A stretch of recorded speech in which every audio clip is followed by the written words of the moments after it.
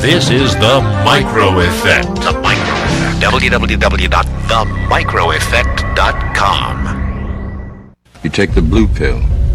The story ends. You wake up in your bed and believe whatever you want to believe. You take the red pill. You stay in Wonderland. And I show you how deep the rabbit hole goes.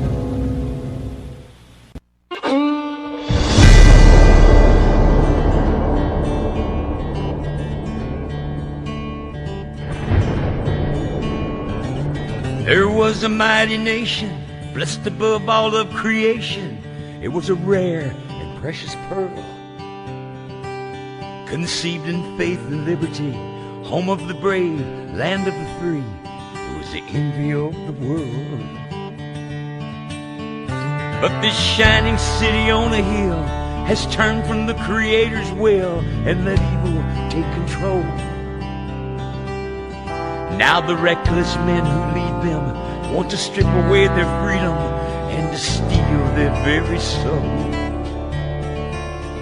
Now it's smoke and mirrors, switching bait, criticize and confiscate and let the guilty walk away. In this once righteous, godly nation, in the halls of education, they forbid a child to pray. They say we need to spread the wealth. They pretend to guard the health of the feeble and the poor, while the hand they hold behind their backs confuses and conceals the fact that the wolf is at the door. There's an unseen hand that pulls the string. Well, good morning to Connecting the Dots listeners. It's Tuesday, September 3rd, 2019. And we have a terrific program in front of us today. We have a very, very special guest on today, a good friend who is one of my new favorite people of all times, a young stand-up poet by the name of Benny Wells. And I met Benny last year at the Red Pill Expo in Spokane. And he was the master of ceremonies at the event we just had in Hartford, Connecticut. And Benny is someone who really stands out because he can take the most serious subject and through his poetry, through his immense talent and imagination, can figure out a way to make it funny, to make it poignant, and to create the kind of conversation with people that very, very few people can do. And that is take serious subjects and bring them to the opposition in a way that they're disarmed. They don't know how to deal with it. With that, Benny, welcome to the show. Maybe give our listeners a little bit of your background. I've got it on my announcement. But you are trained as a classical actor, and I want to give you an opportunity to talk about how you got into the stand-up poet profession. Sure. Well, it's a pleasure to be on, Dan. Thanks for having me. As far as background goes, it depends on how extensive you want me to get. I can give you a real bullet point version and then elaborate, I suppose. That's fine. Just so people know who you are all about. Okay. My name is Benny Wills, and I am like Dan said, stand-up poet, which is a term that I coined myself. I started off in Hollywood at a very young age. My parents are both actors. I was born into a sort of a show business family, I guess you could say. I started acting professionally when I was 7 years old, and I pursued it for the next 25 years, really. I have 2 degrees in stage acting, so I'm a classically trained actor, not just a film and TV kind of person.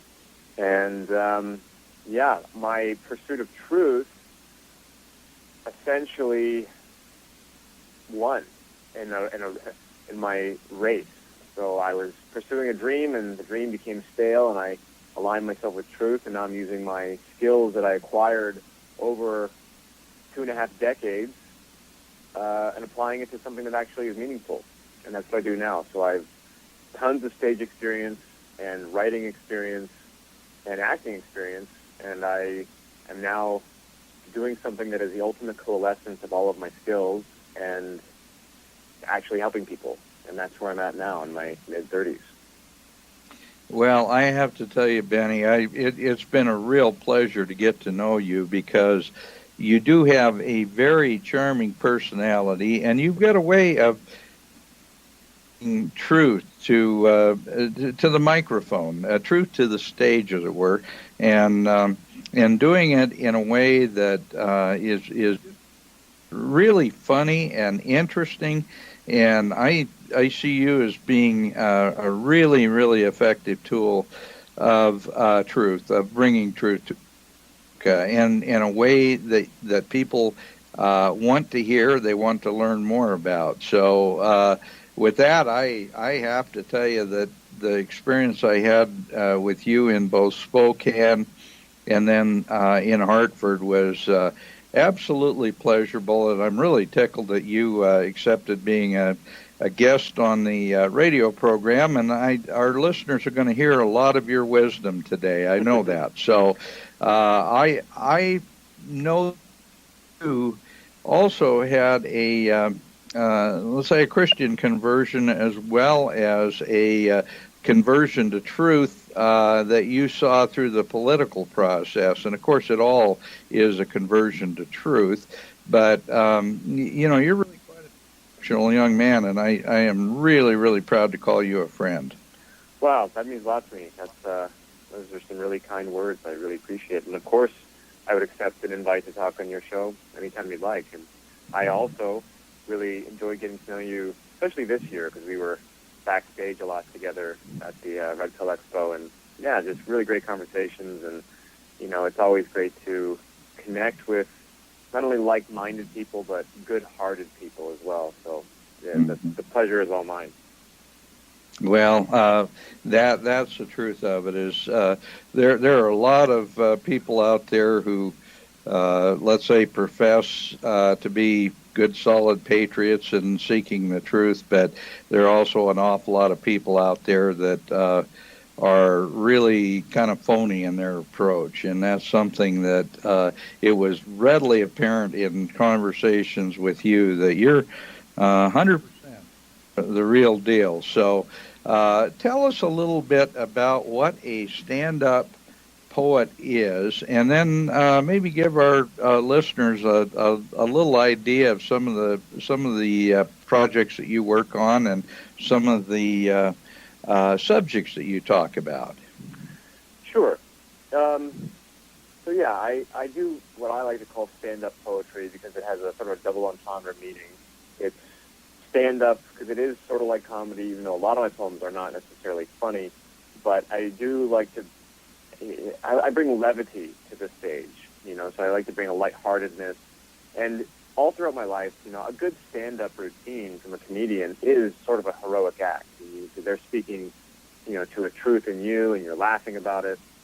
So I always wanted to be a stand-up comedian, but it wasn't really my style because I am such a trained stage actor.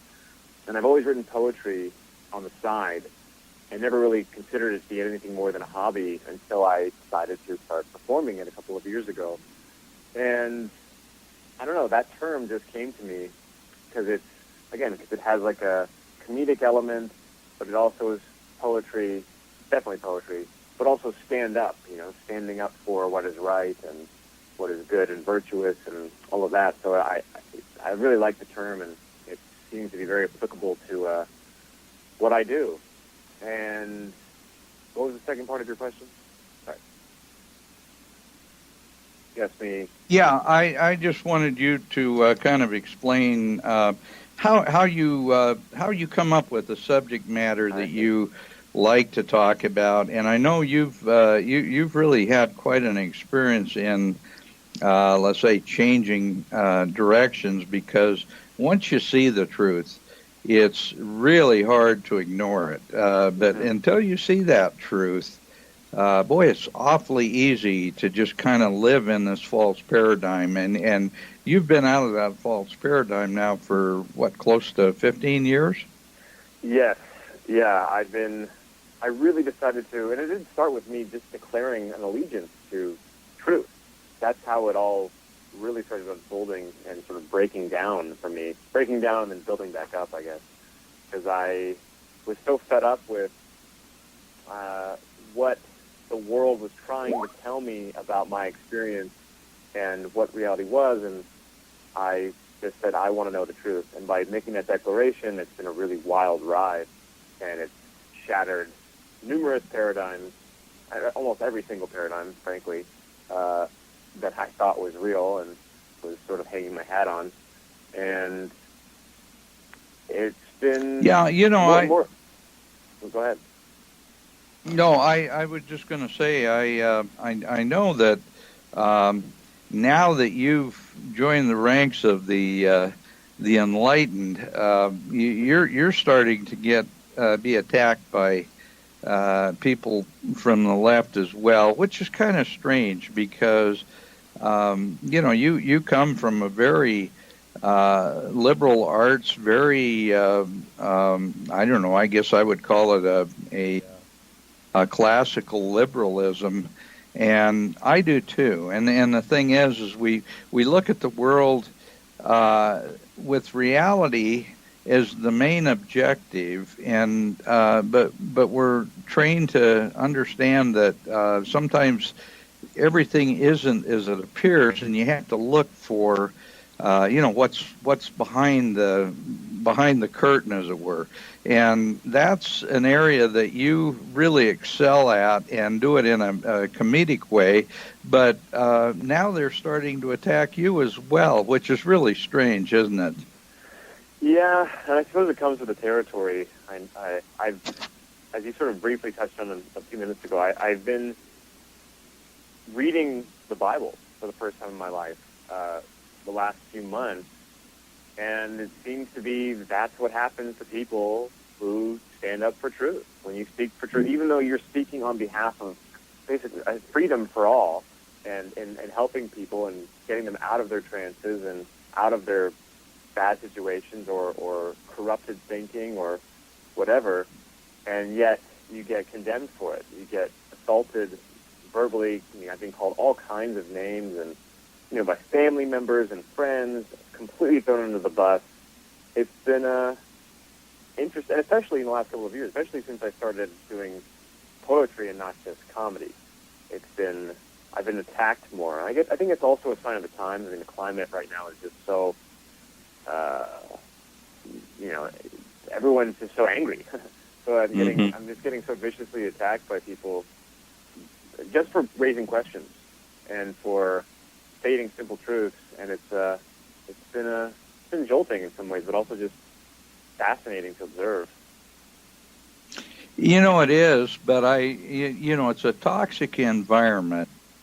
You know, the people who speak the most vehemently to promote socialism and promote collectivism and these sorts of things are the same ones who are creating this toxic environment. And I can't help but think that, you know, a lot of Americans are waking up to the reality that this is much further, we're way further down the rabbit hole, I think, than anybody would have envisioned even a matter of a few years ago. And that's why your approach and your poetry and your comedic approach is so important, because there's still an awful lot of people out there that just want to live in kind of a you know, a false paradigm. The idea that, you know, most people really don't want to face reality because it's for them, and so you're kind of a way to ease into that as comic relief. True, a lot of what you say are incredibly to the point and direct, but yet at the same time you do it in a way that's got a sense of irony to it that makes people want to listen. Yeah, that's great, and that's cool that it's actually working, because, you know, I didn't know when I first started doing it that anyone would like it at all. So it's nice that it's very affirming affirming to have that kind of feedback. And you know what? As far as waking up and people snapping out of their trances, one of the greatest things I've observed by going to so many conferences and events these last couple of years is that most people I talk to, most audience members at these events, have only recently been switched on. I've only recently, started asking big questions and had the wool pulled away from their eyes. They've been, in the last 2 or 3 years, they've really had their wake-up call, and I think that's really promising. So in spite of all the censorship, in spite of all the bullying, and the mainstream narrative really trying to control how we think, more people are waking up than ever. And the proof is in the people and the conversations. I mean, most people I talk to have woken up in the last 2 or 3 years, and I think that is really encouraging. Yeah, I do too, and it's been a long wait. I mean, there are a lot of us that, been in this fight for decades, and it's funny how much cognitive dissonance there is in our culture, and really it's a factor of living in too easy, too genteel times, and we've been allowing all this stuff to boil up in the background. We've been losing our country in ways that I don't think most people realize. And they're just beginning to understand, what's been happening. And so I'm tickled that finally that there is, I think, a significant number, and I would have to guess that, I'd say that at least 30% of our country is finally starting to catch on to the idea that if we don't get on the stick pretty quick, we're going to lose this country. And that's why it's so important to have young people like you that really want to risk, your personal well-being, just to make sure that people wake up. Yeah, well, I never feel like I'm risking my personal well-being. It's interesting because I sometimes am reminded that the people who speak out are afraid of what could happen, and I never feel that. I always feel pretty protected and safe. I do get attacked by my peers, but I don't feel like my safety is in jeopardy. I mean, maybe I'm being naive. I hope not. I mean, I'm pretty confident. I'm still, proceeding as if I'm going to have a long life and have a family, and I think it's one of the keys is to not be afraid of what could happen if you speak truth, because it's what's right. And that's right. I think that one of the things that the wizards behind the curtain count on is people being too afraid to speak up, but they don't really have that much power. I don't want to give them that much power that they're going to somehow jeopardize my safety because I can see how I can see what they're doing and how they're doing it. And they're just people after all, and I feel like, especially if we can get the people who are their guards, so to speak, like the ones people who would protect them, like soldiers, for instance. I think soldiers are much closer to waking up than ever. Like the military is actually pretty fed up with some of the way that they've been handled and treated by, radical, tyrannical people in government. If they lose their muscle, then game over. I mean, there's no what's their defense against us? Only censorship, only name calling, only online, attacks. And I'm not really afraid of that.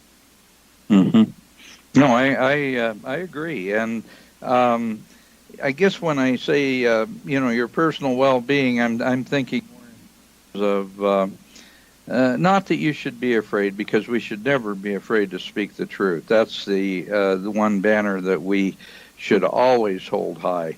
But the other banner that we should hold high too is the fact that I believe that the Lord takes care of those who have the guts to stand up and speak the truth, and we always have that reassurance if we're on that side of the issue. So that's part of it. But I have to tell you that getting rid of the useful idiots is going to be quite a program because, as V.I. Lenin referred to the cadre that protected him and followed his orders and did his bidding, they really are useful idiots because they get so involved, believe this nonsense. And I had a recent family reunion at my place here in Montana, and I have a number of cousins and relatives who are steeped in that socialist tradition that was kind of on my dad's mother's the way they thought, and they were really into it. And I think I shared with you, my father was actually a card-carrying communist back in the 30s, and so I heard that stuff. And this weekend, or last weekend, I guess, I had the opportunity to observe firsthand, and it's amazing how many otherwise intelligent people have bought into this utopian lie, and how deeply they believe in it. True. Yeah. Well, I know. That's every day. I have to sort of, if I get too caught up getting frustrated with that, I start the day out wrong. So I have to really, figure out a way to calm myself down and just stay focused. And what I always say to myself is just stay the course, because it is easy to. Well, because just turning on the TV or going on the computer, I mean, it's really overrun by, like you're saying, the socialist influence. And it's amazing that there's as much resistance to it as there is when you consider how far-reaching that, the tentacles of that monster are. I mean, that agenda has social media, Hollywood, education, all under its control, and those are powerful influences. So the fact that there's as much resistance as there is a testament to, I think, the human spirit and humanity in general, and how we're able to resist in spite of how much, exposure we have to their stupid ideas. Mm-hmm.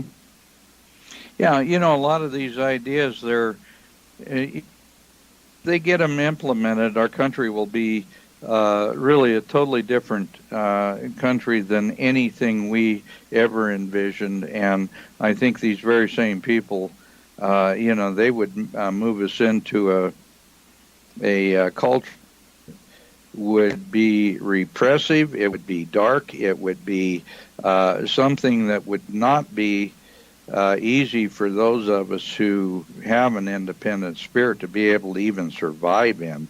And right. So it's really important that we stand up and do what is so fundamentally important for the future of this country, and that is protect our Constitution, our Bill of Rights, and the ideas that this country was founded on. And it's a very simple idea, but it's not a very simple task, is it?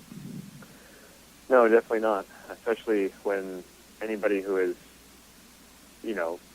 speaking up in that way is immediately condemned as being, fill in the blank, racist or white supremacist or bigoted or just ignorant. I mean, the name calling is at an all-time high, and then they'll just shut you down. It's basically it's crazy how it works. You either agree with all the talking points that the TV is telling you, or you're the worst thing in the world. So it's like there's two camps, but there's so much nuance to ideas and opinions. Yet the TV is trying to tell us that there's good guys and then everyone else is a bad guy. And if you're not a liberal, then you are, like I said, racist, homophobic, anti-Semitic, bigoted, white supremacist, all this nonsense, all these names I've been called, by the way, because I'm a poet, and I'm a poet. I mean, it's so silly, and I have friends of all genders and colors and sexual preferences, and yet just because I'm not agreeing, because I have a different opinion, And they've weaponized having an opinion. They've weaponized it. So if you have an opinion that's not in line, you are the bad guy, and you're all the worst things. And it's so frustrating and scary to an extent, because, you know, if you're like you're saying, the herd mentality. If the herd is so incensed by that, they will assume the worst, and they could get really crazy. Mm-hmm. Yeah, and you know, part of the thing that I see, Benny, that really stands out to me is that, and you mentioned this, you know, you really outlined it well, is the intolerance of the left. And if you don't agree with all of their ideas, you've become a target. You've become a focus of all their hate, all their angst. And I mean, they don't pull any punches, call you every dirty name they can. But the thing is, it's all based on emotion, because the reality is they can't argue against you know, freedom. They can't do it, but yet they use all these monikers, these you know, terms, racist, homophobe, all these other things, to stifle the argument, because they know that if they identify you as something bad and they get people to believe it, then they'll turn off their ears and they won't listen to what you're talking about, which is true. Exactly. I mean, they don't see that it's all inverted. The people who are saying resist hate are the most hateful people. You know, and this is, it's blatant. But if you try to bring that up, then you get met with even more hate. And it's like you're saying, it's all emotion based.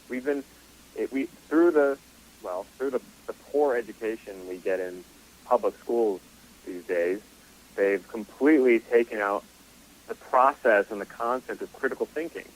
So there's no critical thinking. It's all emotion. So if you feel something is true, then it's true. And it's not based in any sort of fact or action or reality in general. It's just, if you feel it, well, therefore it is real. It is true, because you have an emotional attachment to it. But we've taken out any sort of, you know, breaking down, processing, and figuring out the truth behind something.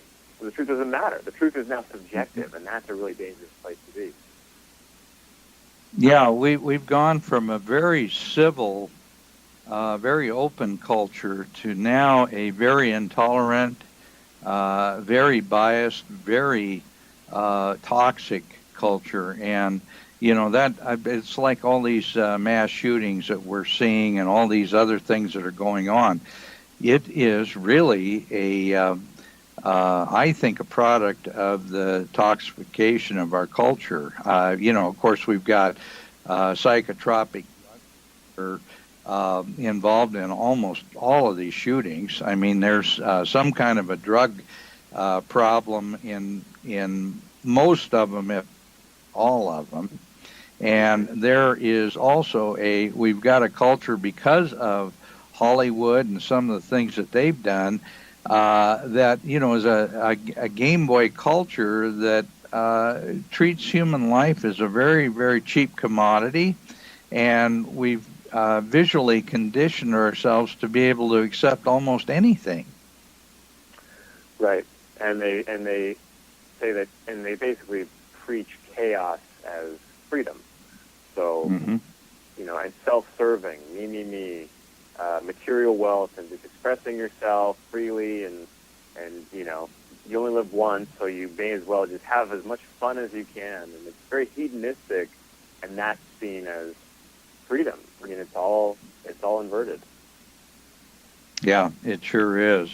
Well, I want to, we're going to be moving into a break here real shortly, but we get on the other side of the break. I really want you to talk a little bit about, you know, maybe this isn't the right way to put it, but the fact that you have many of your family and many of your background are, you know, in that camp that really doesn't have a whole lot of tolerance for, you know, for conservative thinking, and to me, conservative thinking is truthful thinking. I mean, the reality is we believe in freedom. That's exactly what we believe in. And I know you've had some issues with your own family because of the fact that now you're a truth seeker, and that's really too bad. But I experienced the same thing myself. So, it's kind of, it goes with the territory issue. Yeah, happy to talk about it. This is The Micro Effect. The Micro Effect. www.themicroeffect.com.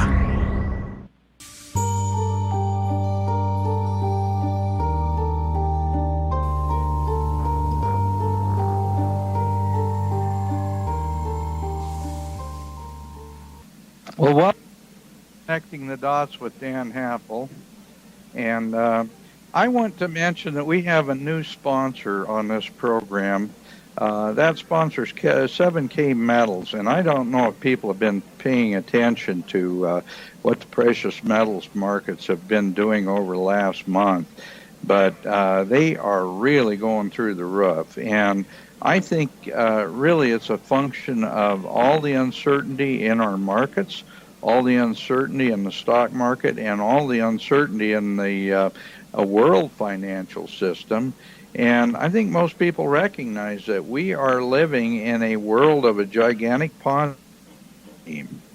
Well, 7K Metals is a company that's set up much like Costco or Sam's Club. It's a wholesale buying opportunity, and 7K Metals has a membership, which if you sign on to that membership program, you can buy precious metals at the very full wholesale price that's available to only very large companies.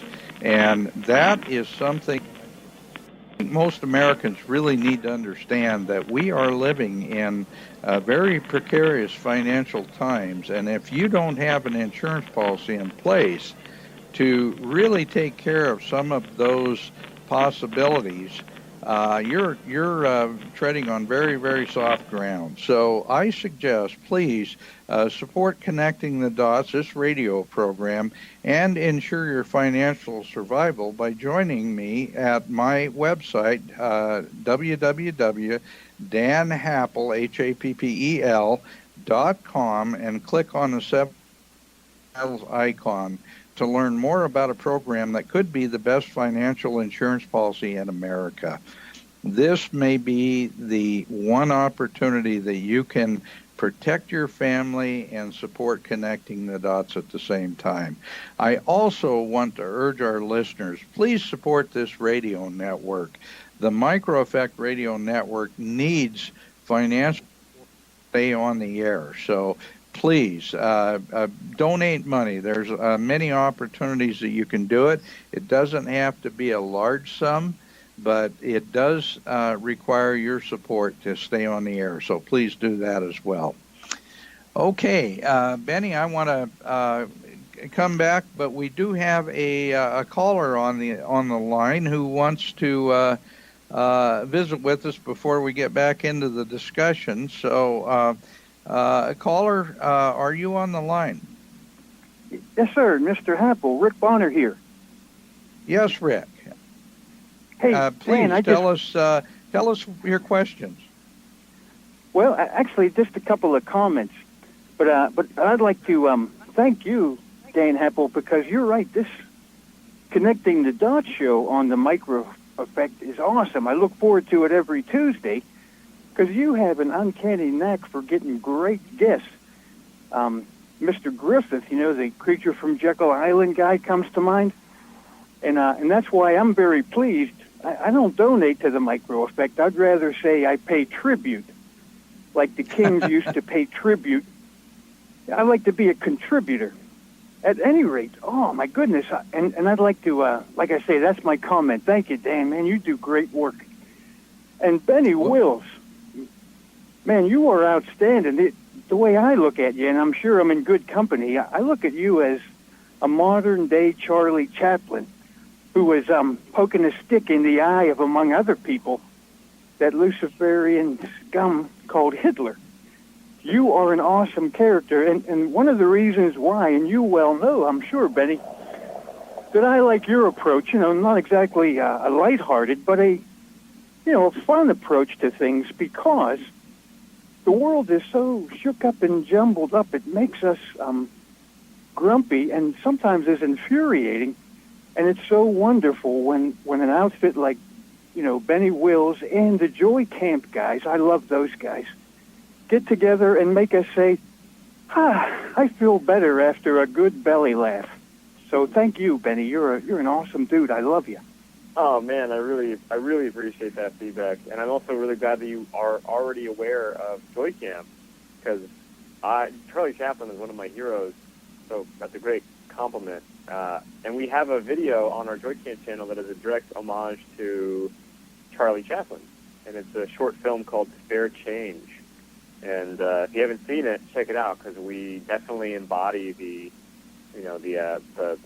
essence of a Chaplin film with that short film, and I think you'd really appreciate it if you haven't seen it already. Well, Benny, allow me to say, I have seen it, and that's one of the reasons why I count cool. you, and this is something you can't do. You can't toot your own horn, and I'm talking about a clown horn. Toot, toot. Anyway, I can toot your horn for you, Benny. You are every bit, a genius, not necessarily only a comedic genius, as Red Skelton and Charlie Chaplin. But you have genius, man, and I appreciate it, because that's exactly what people like me require in this crazy world, to help us, keep our sanity centered and stabilized. Anyway, that's enough tooting your horn for one day, Benny. But thank you very much, and I'm going to continue listening. And thank you, Dan. Good man. Thank you, Rick. That. And you're what part of the country are you from? Pennsylvania, right? I'm on the good side, whereas Mark Passio's on the bad side of Pennsylvania. That's how I got turned on to you, by the way, Benny. Mark Passio, another Pennsylvanian who, like me, is a militant human racist. Death to the New World Order. There you go. Well, thank you, Rick. It's been a real pleasure. What a great way to open the second half, huh, Benny? Yeah. Well, if you could see me, I have a smile from ear to ear, because, it's as you probably know, it can sometimes be a really lonely fight, and I certainly don't get as many views as I would like on YouTube, or subscribers. I mean, Joy Camp, which is my original YouTube channel, we've had it since 2012, and we have just about 22,000 subscribers at this point, which is great. I'm appreciative of every single one of those people, but it never took off the way we had hoped, and our views have just declined significantly in the last couple of years. So sometimes I do wonder, is it worth it to keep producing content that it's like throwing into a black hole? Is anybody even seeing this? So to get feedback like that is like fuel. I mean, it's like spinach for Popeye to get strong and to keep going, because sometimes all you feel is indifference or people being angry or pressed, or like we were talking earlier with family, getting bad feedback. So it's nice to, just to have that sort of affirmation, and to have that, literally a voice from the void say, "You're doing great. I respect what you do. Thank you. Keep going." That's paying tribute as well. That's like, food for the soul and for the spirit. Because it's not always easy to keep going. Well, I have to tell you, you're not in lone company. I can tell you that, because I have those same sometimes almost every week, because you wonder, when the donations decline to next to nothing, and people don't seem to really care enough to make sure that you stay on the air. You wonder why in the world you're spending so much of your life and worrying so much about saving humanity when they don't seem interested in saving themselves. And you know what I always go back to, and Benny, I know you feel this way too because we talked about it at the Red Pill event. You know, the reality, we're not here just to save humanity for humanity's sake. We are here because the Lord put us here to make a difference. And if we don't do what we know His hand is trying to tell us to do, then we're going to miss the boat. And so, you know, it's really important we continue to do what we know is right, even if it isn't necessarily the most expedient or the most gratifying experience. Yeah, and with that in mind, I mean, if anybody is listening and if they're already familiar with my work, I at this current moment, I think I take in about $73 a month from what I do. And again, I'm appreciative of every dollar that comes in. $73 is $73. If anybody does want to pay tribute in that way, gosh, it really does help soften the whole experience.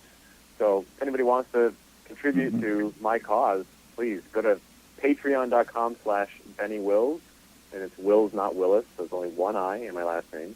And yeah, if you want to help keep my ship sailing, I will happily, I'll hold up my end of the bargain if you contribute. And I'll keep doing it for free as well. I mean, obviously, I've been doing it for free for, 7 years now.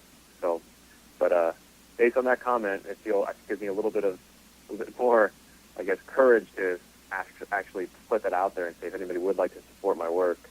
I'm not making any money off this, so every dollar does help. Well, it's always good to hear from people from other parts of the country.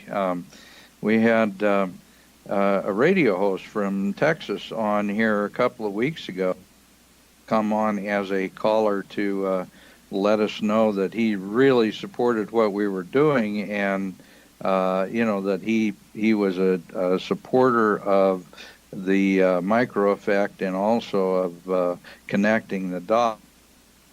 So we hear from different parts of the country. In fact, we've actually heard from other countries as well. And so it's important that we get this word out there, but our listeners need to understand it.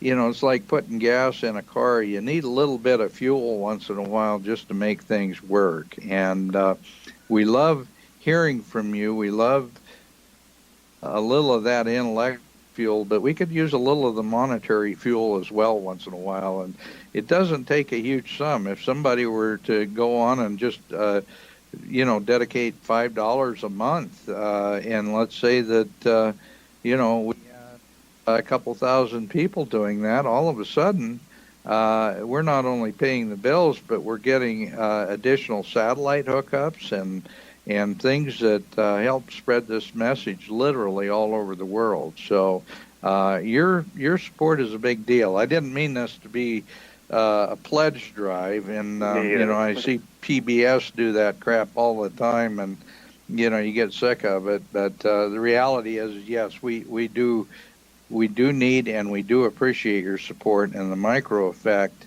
certainly needs and really does appreciate your support as well. So, Benny, let's talk about some of the projects that you're working on. I know that you've been really involved with the Joy Camp, YouTube, things like that, and tell us a little bit about some of those programs and what you're doing with them. Sure. So in 2012, I started a YouTube channel called Joy Camp, and Joy Camp is a term from 1984. Actually, I think it's the 1984 dictionary. I don't think it's the word that actually appears in the book, but it's in the 1984 glossary. And Joy Camp in 1984 is a forced labor camp. So it's, again, one of those inverted meanings.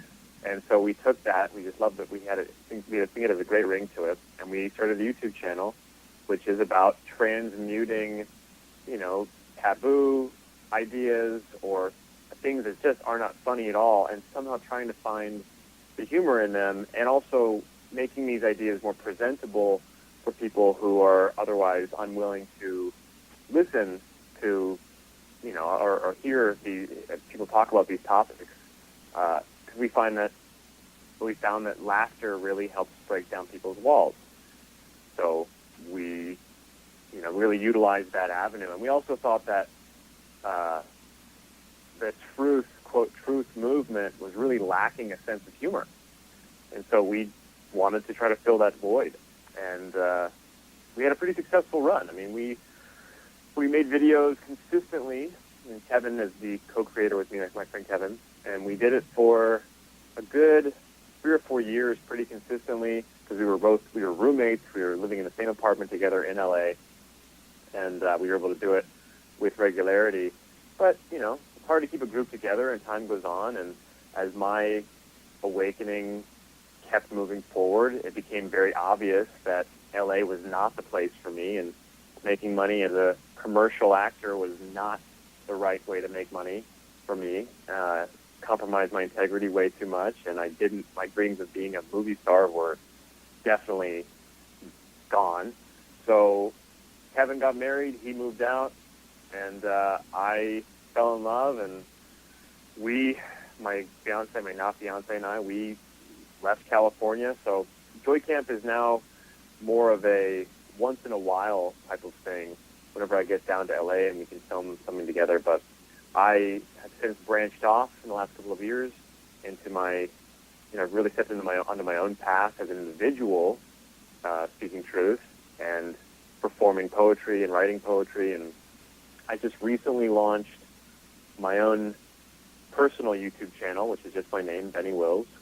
And I launched about 2.5 months ago. So again, if you are interested, subscribe, because I do need subscribers. I picked a very precarious time to start a new YouTube channel, considering the censorship that is occurring on YouTube these days. But I'm like a phoenix rising from the ashes, and I also feel like it's going to be really hard for them to censor poetry, because it's art.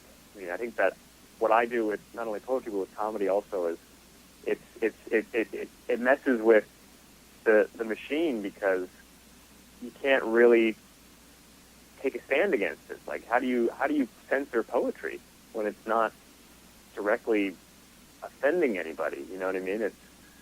So we'll see what happens, but I definitely could use the support, because I'm a brand new baby channel. I have a few thousand subscribers. I'm averaging about 1,000 views on my videos right now. So yeah, I could use the support, but that's my online world. I'm figuring out other ways to make that YouTube channel more accessible, because I've been doing some live streams the last couple of months, and they've been pretty successful, and people seem to like that. People really like an interactive aspect these days. And in addition to that, I'm performing consistently at various conferences and events all around the world in the last year or so, which has been really fantastic. I have a book in the works that I'm figuring out the details on with Mr. Griffin, Mr. Gio Griffin, and hopefully we can talk on the phone sometime this week actually about it.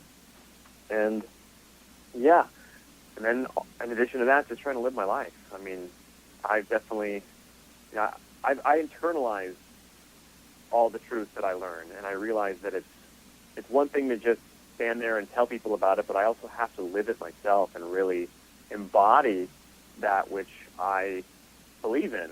And so I'm getting married next month, and we're going to start a family, and I want to be a father. Like, that's my number one goal, is to be a father, and to be a good husband, and to be a good father, and to raise good new people into this world.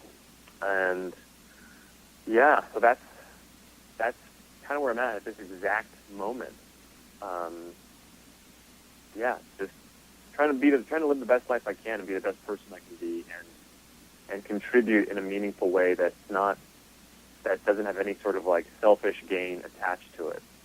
A selfless yet integrity laden approach to life. And yeah, that's where I'm at. Well, you're Benny. Anybody that meets you recognizes almost immediately that you are one of the more genuine people, well, certainly that I've ever met. And I really look forward to knowing more young people like yourself, because you're right.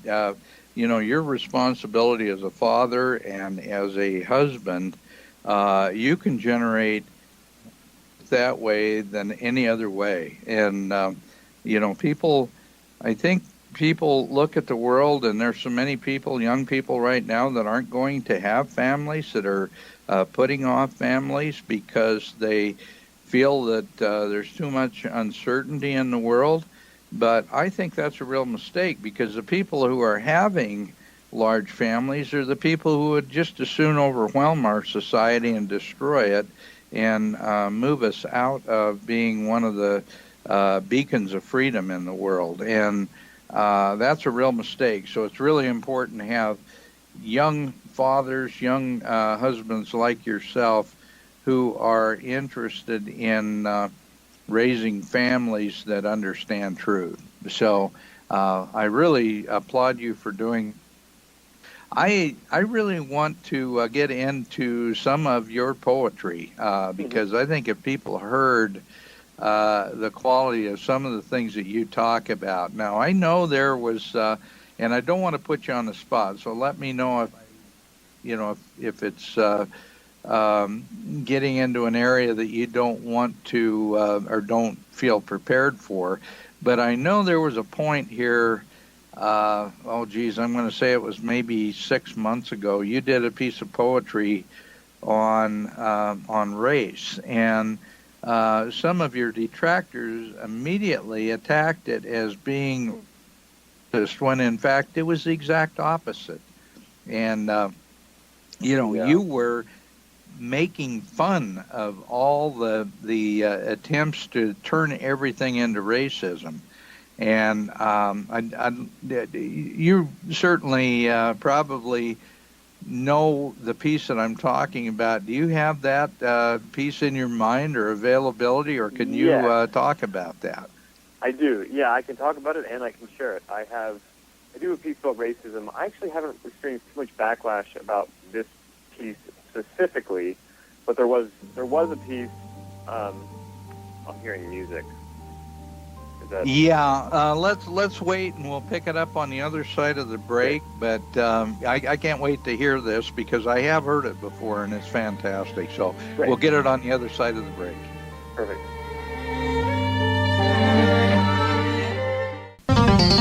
This is The Micro Effect. The Micro Effect. www.themicroeffect.com. Story ends. You wake up in your bed and believe whatever you want to believe. You take the red pill. You stay in Wonderland. And I show you how deep the rabbit hole goes.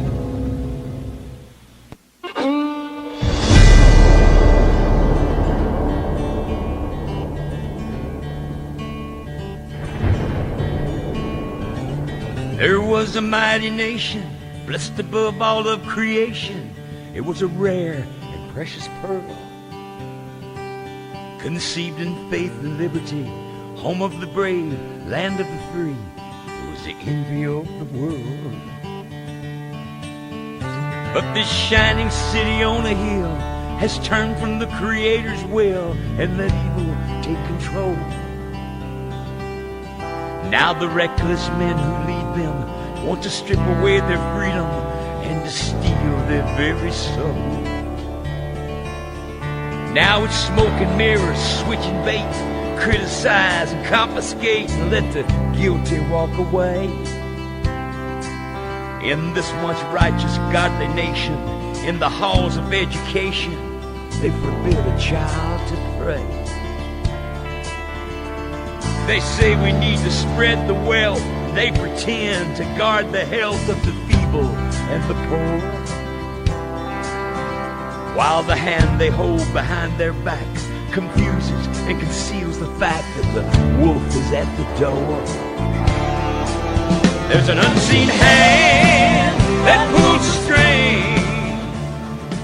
Well, welcome back to Connecting the Dots with Dan Happel, and today my guest is a very special friend, Benny Wells. And Benny, we kind of got cut off by the break. We were about to hear a sample of some of the quality poetry, and we laugh about it, but the reality is that they'll try to take something that is meant to point out the fact that the emperor has no clothes, and they'll try to turn that into something tied with either racism or sexism or one of the isms that they all accuse us of.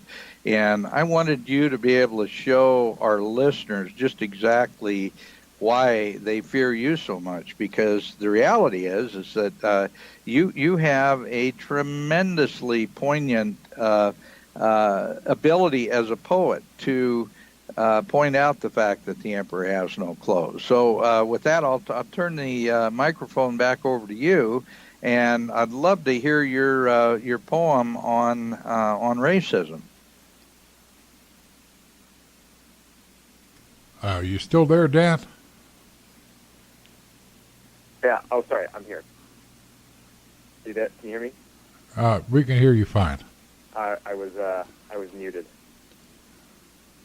Okay. Okay. You might start great. over. All right. We'll go back to anyway to hear your prose on the on racism, because I think that's an incredibly important piece, and I think it shows just exactly what a quality person you are.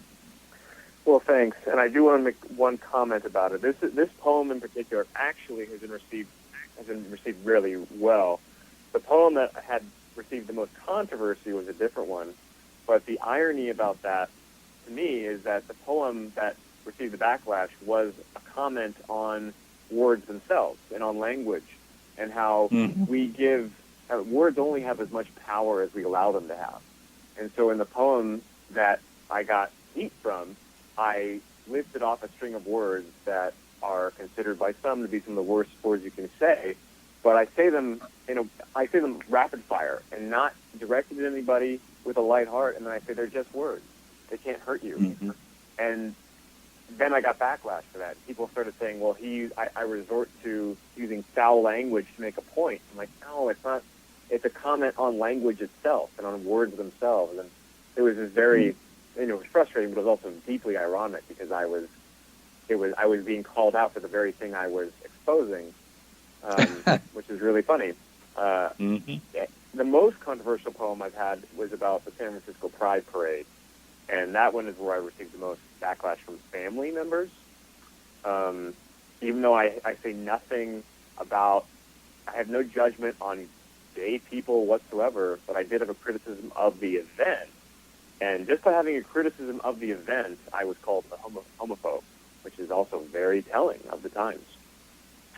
Now, well, I'd love to hear that one too later in the program if you have it available. But go ahead and, sure. If you wouldn't mind, tell our listeners, or give our listeners a sample of your prose. Sure. This is a poem I wrote called Race War. Racism is not systemic. It's not genetic or endemic. It's really not the problem, although it is problematic.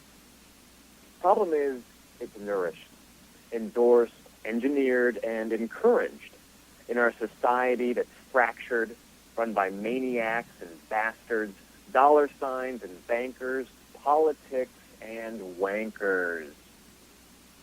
They want us fighting each other, blaming, hating, and shaming each other. So we're always looking laterally, horizontally, instead of up the ladder accurately. Divide and conquer is the method, and it's the oldest trick in the book, distracting us by blaming us while they get off the hook. White cops versus black men.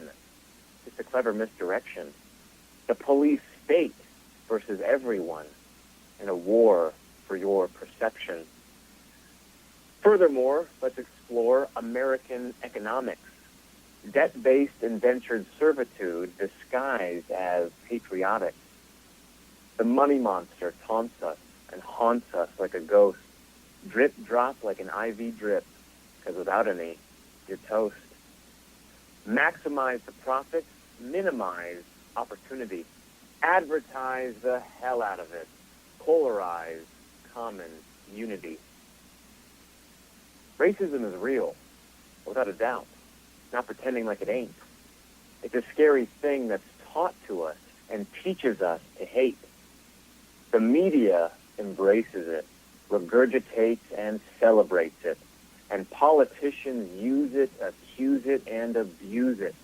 Over and over and time again, same thing on a different day. Battered, broken, and paranoid, while our freedoms slip away. But hey, I'll love you no matter what, regardless of your race. I'll double down, I'll say it again, and reiterate just in case. I love you. I love you. I love you. It doesn't matter the color of your skin. I love you. I love you. I love you. What matters is what is within. Don't hate. Be great. And invert the golden rule.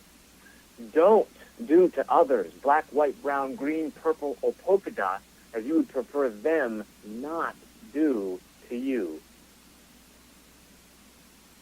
And that's it. That is fantastic. I heard that one for the I think for the first time about 2 or 3 months ago, and it just, I mean, it couldn't be any better. That's where I really fully realized just exactly what an incredible talented man you are. So let's talk about some of the other, you've done these kind of poems. Some of them are really funny.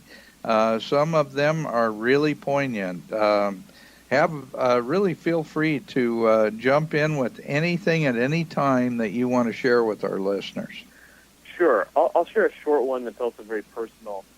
Again, since we also touched on it at the beginning, this is very personal. This is about my path to where I'm at right now and sort of the transition I've been going through.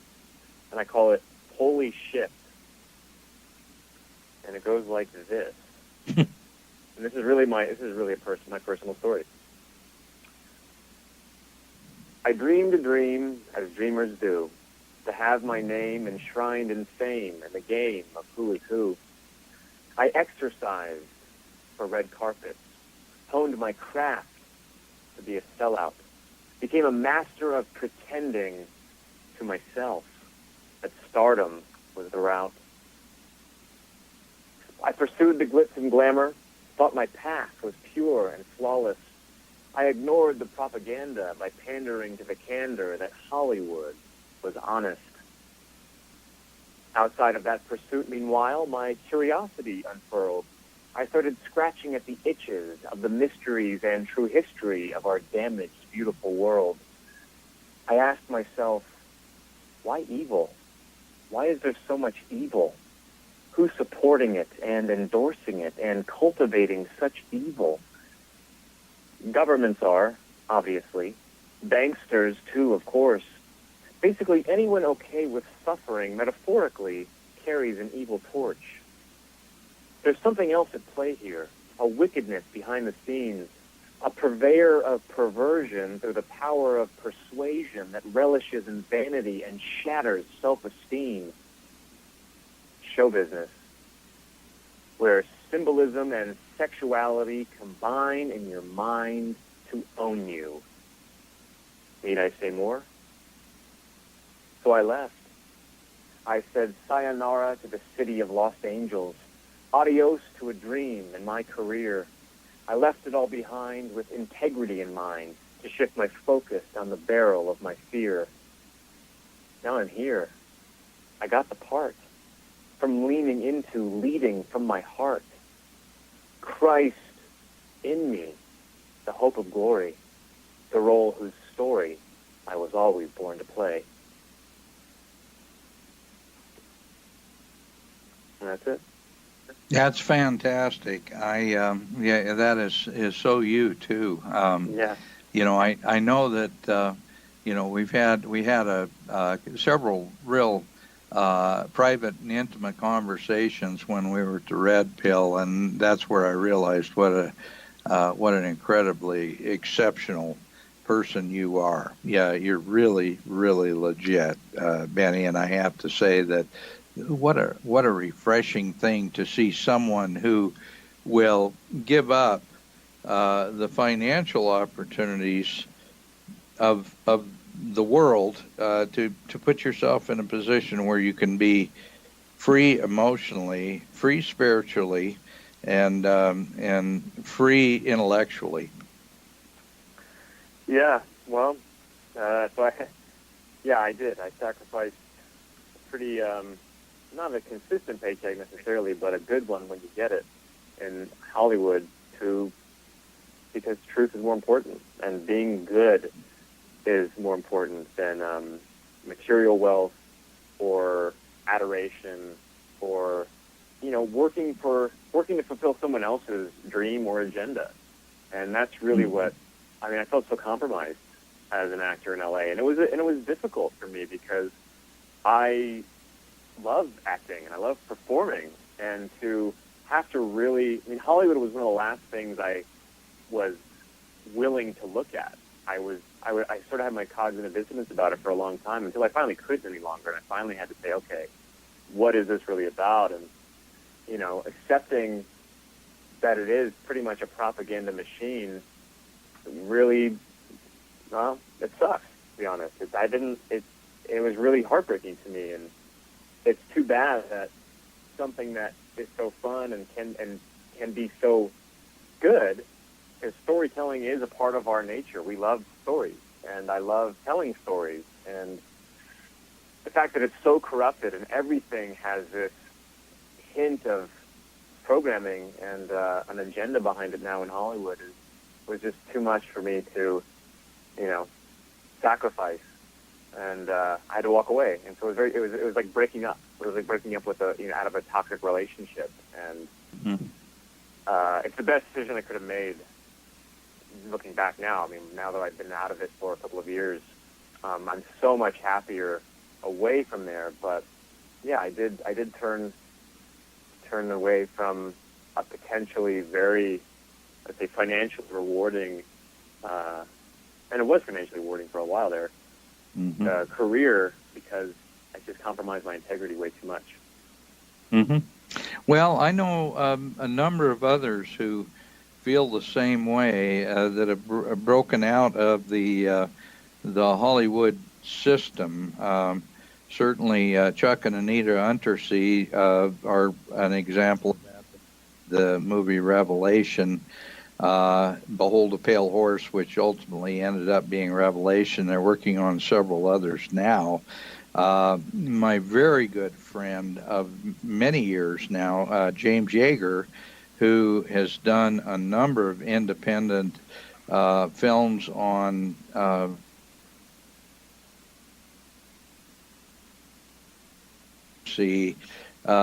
socialism versus capitalism, all the things that are really at the core of what's happening in the transition of our country.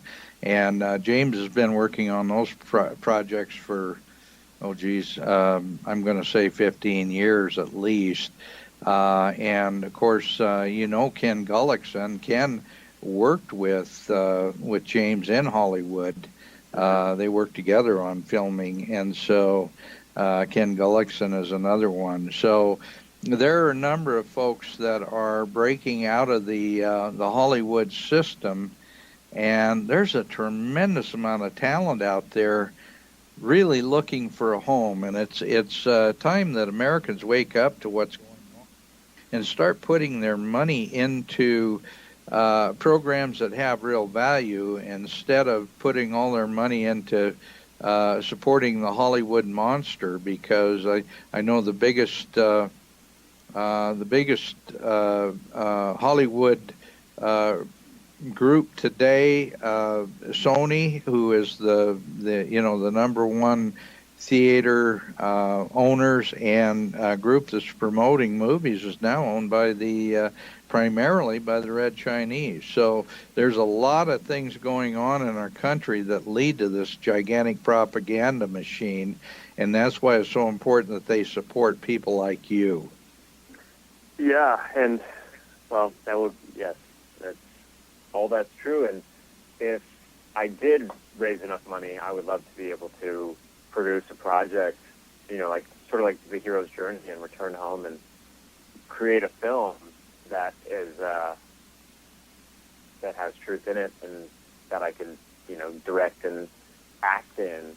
Would be an amazing sort of full circle experience for me. So, because that's one of propaganda and all that notwithstanding in Hollywood, one of the most frustrating aspects about it to me was you're so powerless as an actor. You get paid to do someone else's work, and I would love to be able to produce something that I created myself in a really well-produced way, because it does take a lot of money to produce a good quality film. But that's one of my dreams, is to write a movie and produce it,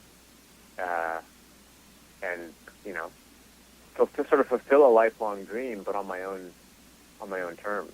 So yeah, if anybody, again, more sponsorship and more donations always help that kind of cause. But that is one of my dreams.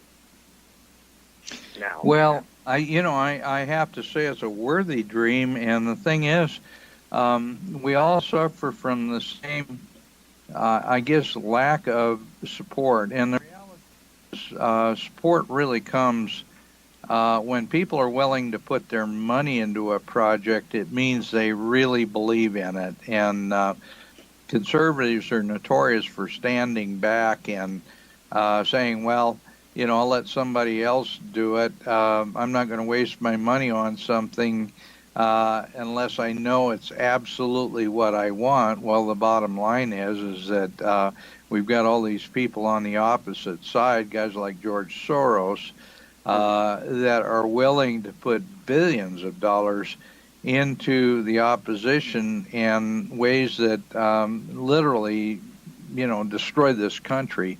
And yet we can't get our friends, who are people who are really supposed to be supporting us, to kick in a few dollars every month just to make sure that we stay on the air. So that's disappointing, but it's reality. I hate to say it, but tells us that we're going to live through those kind of times, and that there are a lot of people out there who, really are heretics, really are people who, claim to be something that they're not, and we're going to have to go through these lean times, these hard times, if we believe in the Lord's message. So I guess that's where we're at. I don't know. Tell us, Benny. I want to get into some more of your poetry, if you don't mind. I'd love to have you take off on some other subjects. What would you like to tell us? Oh gosh. Well, I have so many at this point. Let me look at on my computer. Let me open up my documents. I wonder. Well, it's just I think people, when they hear the quality of the work you do, I can't help but think that it's going to lead to some people supporting what you're trying to accomplish through your work. Well, I'll share one that I just put online last week. That I've actually been a bit overwhelmed with the response. It may be my best received poem so far. And what really is exciting about it to me is I've had people reach out who aren't necessarily, let's say, truth-seeking. I've had people who are still kind of buying some of the mainstream narratives, and some of my more left-leaning friends, they responded well to this poem, and I feel like, that means I've tapped into something. I've tapped into something universal with this piece that is, breaking through walls And anytime I tap into something like that, I want to, get it out to as many people as possible, because I want other people to be able to have it as a tool to use with their friends and their family. So I'll share that piece. It's called. Okay, good. It's called Not Alone. And it goes like this. Run. Run away with me. Sing. Sing and dance with me. Hug, unplug, and walk with me. Laugh and prance and play with me. Hold on to me. Caress, undress, and cuddle me. Jump and shout and howl with me. Cry, get high, and die with me. Let's leave. Let's flee. Let's fly from here. Let's go. Let's get away from here. Let's live and give and thrive from here. Let's be carefree and free from here. Let's rebel. Let's excel. Let's leave it all behind us. Let's be well and bid farewell to the paradigms that bind us. Hold me in your arms. Gently pull me to your chest. Calmly calm my weary bones. Rest me soft upon your breast. Tell me I don't have to pay. Tell me goodness finds a way. Tell me kindness has its day. Tell me all of it will be okay. Take my hand. Let's leave it all behind. Arm in arm will disappear beyond the boundaries of time and crime and suffering, cruel rules and people slumbering, insane foes and forms of governing. Run. Let's run and run and run and run. Outrun our own existence and exit with the sun. Free me from the evil. Free me from the pain. Relieve me of the shackles. Relieve me of the chains. Let's go, let's get away. Go forth, post haste with no delay. If you slow down, I'll carry you. If you fall down, I'll stay with you. If you lie down, I'll lie with you. If you bow out, I'll bow with you. Just stay with me. Stray with me. Sashay with me and sway with me. Never say goodbye to me. Never ever say goodbye to me. Never ever whatsoever ever say goodbye to me. Don't run. Don't flee. Don't fly from here. Don't go. Don't get away from here. Stay. Let's stay and change this place. Harmonize, reorganize, and change this place. Align divine within ourselves. Shift, uplift, and free ourselves. I can do it. I'll go through it, just not alone. I can take it, I can make it, I can fake it, just not alone. I can meet it, I can beat it, I can defeat it, just not alone. I can celebrate it, I can elevate it, I can accelerate it, just not alone. Not alone, not alone. You are not alone. Do me a favor to always remember that now and forever, whatever, whenever, that you are not alone. And that's it. Wow, that is powerful. I can see why you've gotten so many comments on that. I had not heard that one, Benny. I'm glad that you did that one on air. Tell me how are you reaching the people who are really diametrically opposed to what we believe? Obviously, this if you're getting a response from them, this is an approach that may be workable. And you didn't say anything that was could be considered political. It was all moral. It was all, I guess what I would call classical liberalism. It was about our condition as a people and not about politics. It just talks about cold, hard truth. Right. Well, everything I write is meant for everyone. It's not meant to be for any specific group. I'm trying to break free of being in an echo chamber, and I want every piece I do, whether it's with Joy Camp or for me personally, I want it to be something that's accessible for everyone. I mean, that's always my intention, is to, how can I break down walls?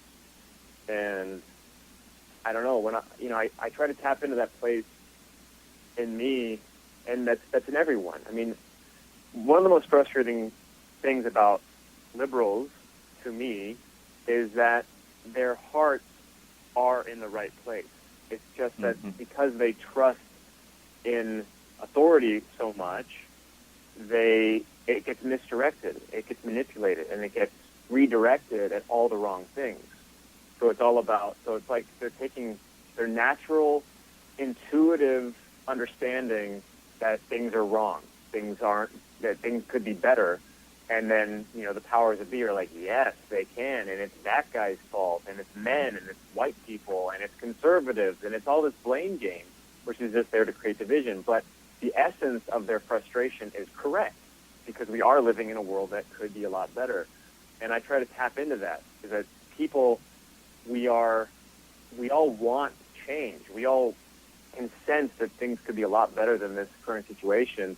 It's just all been distorted and manipulated. So I think, and I didn't even really know that it would happen with this piece, but this piece does seem to be, speaking to a bit more universal truth, I think, and I didn't know that would happen when I wrote it, but it's cool to see, and I think that's always my intention, is to present something that can penetrate through the programming and get people to think and feel, and then maybe open up their minds a bit. Mm-hmm.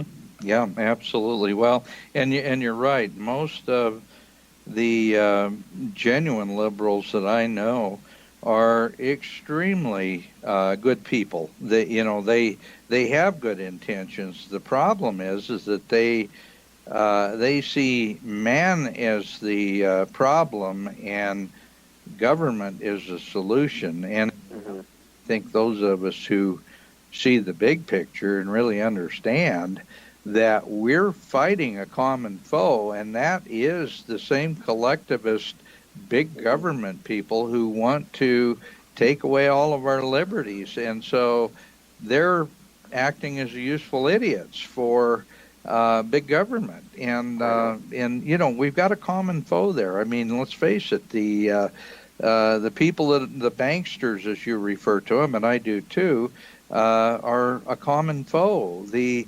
mega corporations that have no understanding of nationalism, have no understanding of patriotism, but that they're just big money-making machines, and they don't care in communist China or in the United States. They could care less as long as they're making money and gaining control, and they're on the right side of the political class who pick and choose the winners and the losers. Yeah, exactly. So I'm trying to reach every day. I think, how can I reach people? How can I reach those who are, how can I build a bridge? How do I tear down walls and build bridges? And I want to be able to reach people within my family who are, drinking the Kool-Aid. And how do I do that? I mean, every day I wake up with that intention. Yeah, and I think that's a really worthy thing. I've got some family. I have a cousin who is just a beautiful lady who is really steeped in this socialist thinking. Her family was that way, just as my dad's whole family was. But she's one of the gentlest, kindest people you'd ever meet. And I know she honestly believes what these people are saying. And the reality is that many of these people are working for the same interests that we're also opposed to. And they need to understand we have common enemies, and they really are the people at the very top.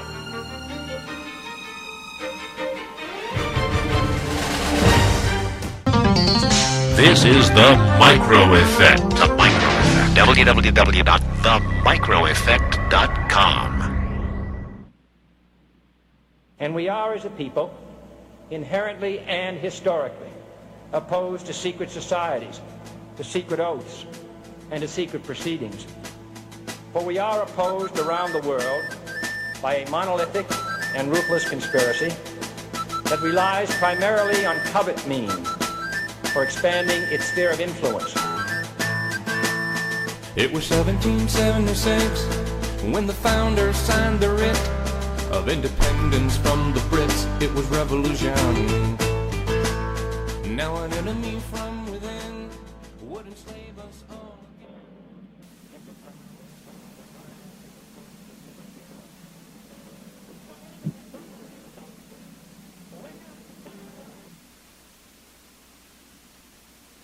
Well, welcome back to Connecting the Dots with Dan Happel. And today my guest on the radio show is Benny Wills. I want to mention again that we have a new sponsor on this program. It's 7K Metals. And right now the stock market is setting at historic highs, but how much longer can this last? The 2008 banking crisis nearly brought down the whole world financial system, and only managed to kick the can down the road a few years by saddling American taxpayers with trillions in additional debt. Well, that was 11 years ago, and national and personal debt levels are much worse today, pushing us to the point where the dollar is nearly worthless. Gold and silver have been the only true money for thousands of years, and maybe the only asset class left standing when the inevitable global financial collapse happens. You buy insurance for your car, home, and life to prepare for life's mishaps. Why not purchase some insurance for the inevitable world financial meltdown, especially if that insurance is better than money in the bank and available at wholesale prices? Support Connecting the Dots of your financial survival by me at my www.danhappel.com website. And click on the 7K Metals icon to learn more about a program that could be the best financial insurance policy in America. Okay, let's get back to the discussion. Benny, I tell you, I love the poetry that you do, and I would like to give you pretty much an open mic to cover as much as you want in this last 20 minutes or so. Wow. Okay. I feel good with what I presented. But I can keep going if you'd like, or if you want to keep talking, or if there's any callers. I'm not really sure if that's how you handle that. But well, I'd love to hear more of your poetry because I think that's what this program is about right now, is to showcase your talent, and I think the best way to showcase that talent is let you show our listeners some of the things that you're working on. Okay. I'll do another short piece then. This is something I wrote last year after receiving some pretty, heartbreaking backlash from some family members. And I wrote this piece, I guess, out of frustration, but as a way to just really tell it like it is. It's called To Put It Bluntly, and I think people can, your listeners will relate to it. The government is lying to us. The media is lying to us. Hollywood is lying to us. History is lying to us too. Advertisements are lying to us. Colleges are lying to us. Pop music is lying to us. Doctors are lying to us too. Late night shows tell late night lies. Morning programs program lies. Evening viewing spewing lies. Corporate sponsored lies, lies, lies. Games of blame and blasphemy, of mind controlling alchemy, of symbol weaving tapestries, of righteous rigid fallacies, and dreams for chasing fantasies. Law enforcers are lying to us. Newspapers are lying to us. Warmongers are lying to us. Psychopaths are lying to us. The group you're in is grooming you. The herd you're in is hurting you. The shows you watch are showing you fictitious worlds transfixing you. Thoughts you think are not your own. Opinions formed are not your own. The fear you feel is not your own. Question everything, from leftist leanings to far-right wings. Lead yourself to free your thinking, to take the Kool-Aid you've been drinking. You are the key. You are the future. So stick your skin and sense your humor. The kingdom is right there for us. The garden is right there for us. Freedom is right there for us. Salvation is right there for us. There are lies and lies and lies and lies. And the truth shall set you free. Wow.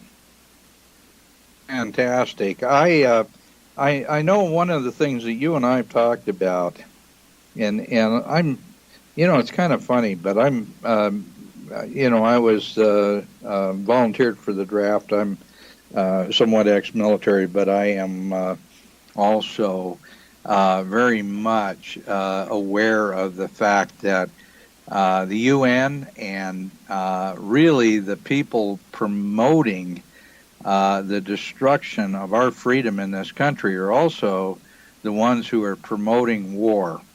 And the military-industrial complex that Eisenhower warned about, he just barely hit the tip of the iceberg when he was talking about that.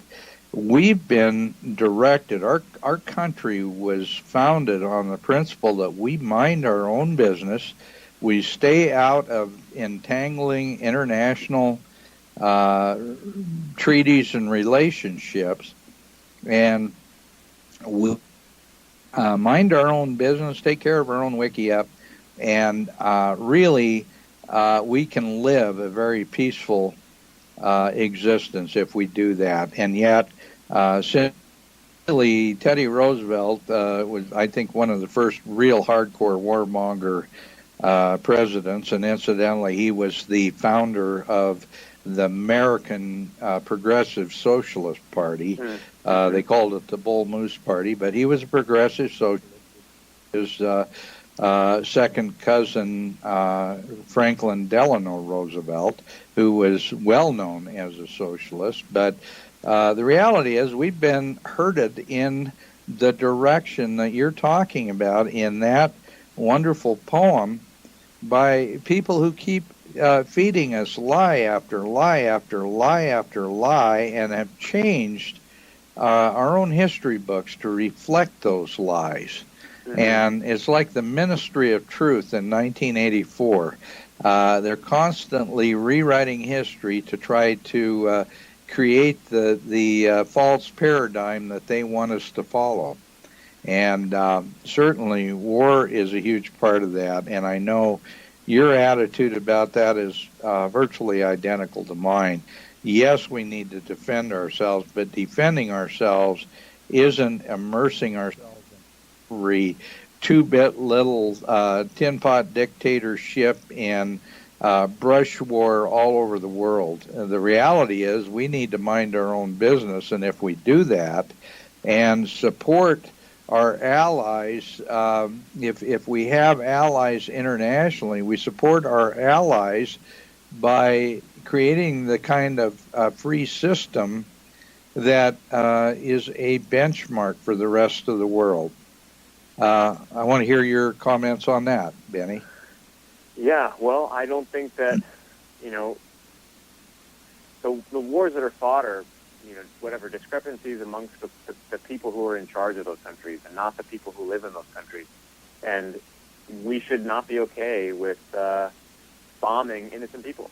It's that simple. I mean, when it comes to protecting freedom is one thing, but tyrannical governments are what's causing the problems.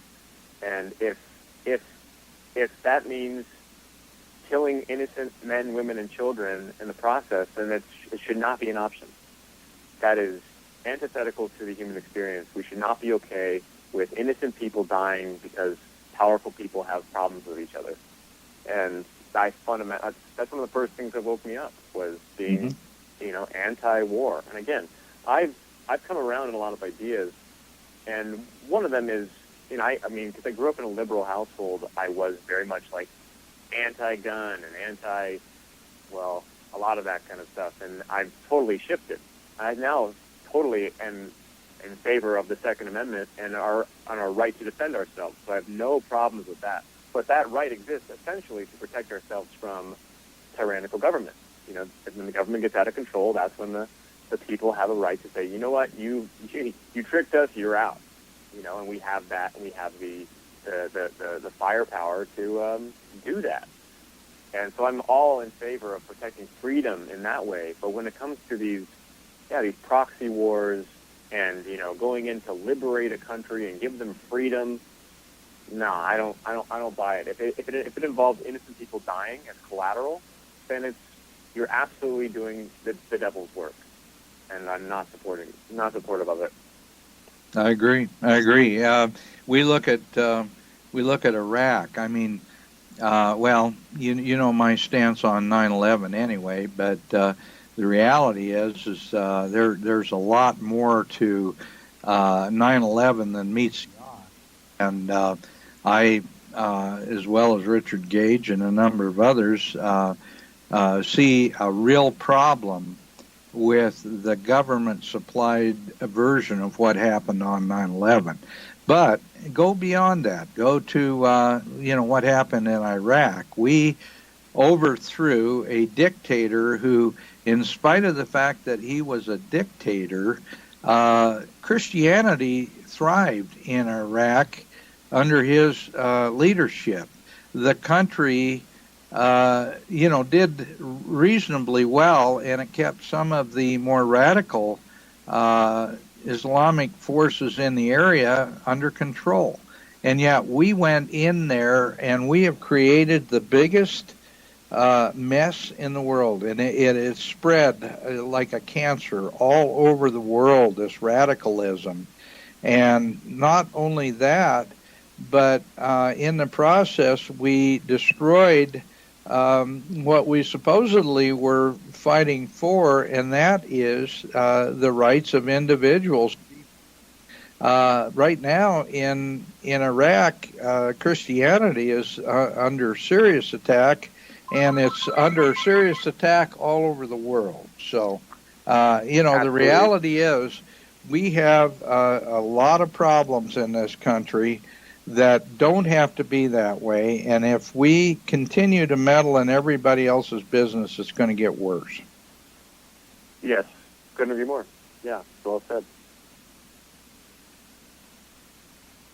Well, I know that you feel very strongly about the idea that freedom in this country is a very personal thing, and that if we do not believe in individualism, we cannot be free. And that's something that Ed Griffin, you, we all share together, that feeling that collectivism is something that cannot exist in any free sense, that the only freedom is the rights of the individual, and that's got to be based on private property. It's got to be based on the idea that your mind, your soul, your body is your own, and you should have the freedom to do whatever you want as long as you don't infringe on the rights of others. Do you have, what's your sense on that, on individualism versus collectivism? Yeah, well, I everything you just said, I absolutely agree with. It is about the individual, and it is about freedom, and that's something that is really hard to explain to someone who's of the, let's say the left-leaning persuasion, because it's sold to them as being for the people. It's for you, and it's for your rights, and it's for your health, and all this other stuff, but it's really about enforcing rules that force people to participate, and if they don't participate, then they're punished, and that is a flaw. There's a schism there, and what people don't understand that socialism essentially then equals theft and coercion. And you might say, like, well, if everybody just participates, then it'll all be great for everybody. Okay, well, what about that person who doesn't want to participate, who doesn't want to give up part of his paycheck pay for your health insurance? What do you suggest happens to that person? And they can never answer that question. They don't want to think about it. Or even with guns, they say, okay, you want gun control. So what does that mean? So what if this peaceful gun-owning citizen, if they say, you know what, I don't want to give up my gun, And they say, well, you have to because we voted on it. Well, I still want to. I'm not going to. So what do you suggest happens to that person, even though he's never broken a law, he's never hurt another individual in his life?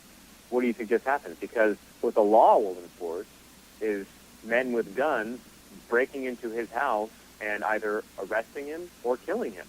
That's what you're voting for. So we have a problem, you know. And stealing is a sin. You're not, you know, don't steal.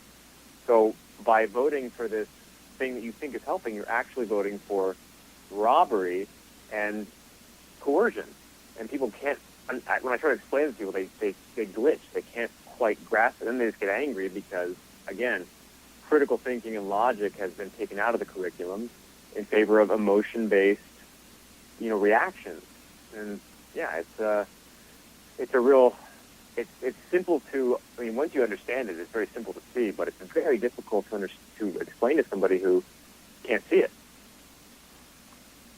Yeah, no, you're right. And, you know, the understanding that we are a republic and not a democracy is key to that statement, because as we take away individual liberties, the only way we can do that is through groupthink and through mob mentality. And one of the fundamentals of a republic is that we live by rule of law that protects the rights of the minority. And even though we have a representative republic, we have never, ever, our founders never intended that we be a true democracy, yet every one of our leaders over the last 100 years keep telling us that we're a democracy. And in fact, our original, the founding fathers, were dead set against democracy because they saw it as mob rule. Under a republic, we live by rule of law that is there to protect the rights of the minority, irregardless of what the wants, as long as it stands for freedom. Exactly. Yeah, democracy is mob rule. It means that the majority wins, even if the majority is wrong, and that's the problem. Well, and I know that's one of the reasons that they're same people who are promoting this socialist, this so-called democratic socialism, are the same people who are promoting open borders. And naturally, if you just allow anybody into your country, no matter what country they're from or what, let's say what their education system taught them, if they think it's in their interest to vote for a particular party, that's exactly what they're going to do. And eventually you'll run out of, it's like Maggie Thatcher said, the problem with socialism is eventually you run out of other people's money. And right. In a system that's truly socialistic, you kill incentive and you kill the ability to innovate and move forward, because you start working toward the lowest common denominator and not toward the highest common denominator. Yeah, exactly. The free market is the best way to go. And people, I try to again explain that to people, like something like health insurance. If health insurance if it was free market, they would have to have incentive to perform and to make sure you were well. Otherwise, there wouldn't be a payment, and therefore the costs would be lower, not higher. And with socialized healthcare, that's when it goes up, you know. And again, very very easy. Once you see it, it's easy to see, but it's very difficult to explain to someone who is, you know, deeply conditioned with certain ideas. Mm-hmm. Well, one of the things that we've seen happen with our country as we have more and more public employees. Number one, public employees, other than a pension plan, were historically always paid less than private sector for the same work. And the reason for that was there was an anticipation that they weren't going to work quite as hard.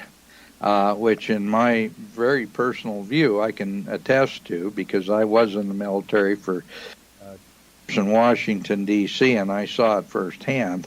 But not only that, but that's the reason they provided such a lucrative pension plan for retirees. Well, now, on average, as a result of all of the people moving into the public sector and all the politicians looking for their votes, public sector people now on average earn like 40 or 50% more than their counterparts in the private sector, and we're increasingly moving into all public employees, and eventually somebody's going to have to pay the piper. And when we run out of private sector money, what's going to happen?